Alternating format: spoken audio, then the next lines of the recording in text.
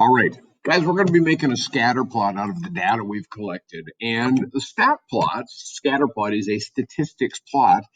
If you notice right above the y equals button, you'll see what says stat plot. So to get there, you have to use the second button, and it looks something like this. However, what we haven't done yet is we haven't put any data into our calculator to make the scatter plot.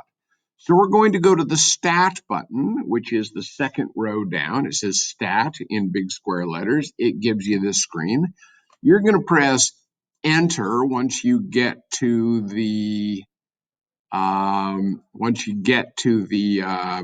edit menu, and you'll see L1, L2, L3. You should see all of those.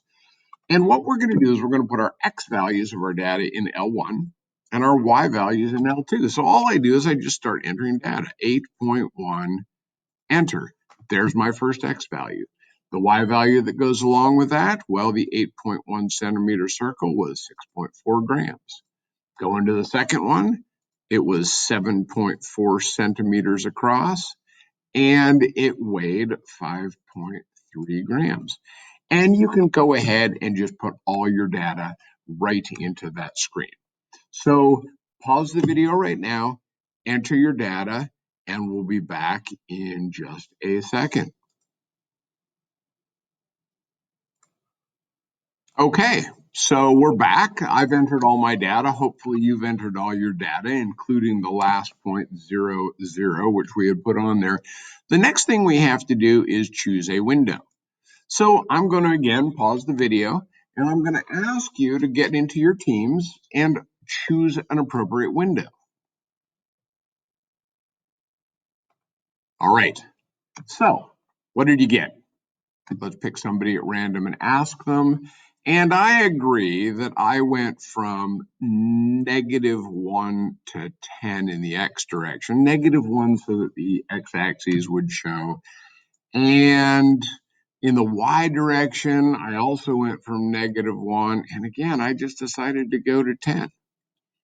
So we're now ready to tell it to make a graph. How do we do that? We're going to go back to stat plots. Second, stat plots right above y equals. We're going to go into the first plot. Right now, they should all say off, and we're going to turn the first one on. It defaults to scatter plot, so that's what we want. Notice that your x's are in L1 and your y's are in L2. You could have put those in different places and you would choose different lists. If you look down at the 1 through 6 number keys on your calculator, you'll see in blue right above them, L1, L2, L3. You can choose different ones. What are we going to make our markings? You can make them anything you want. You can make them squares, pluses, big dots, small dots. I'm going to go with pluses because I just like the way they show up on the screen.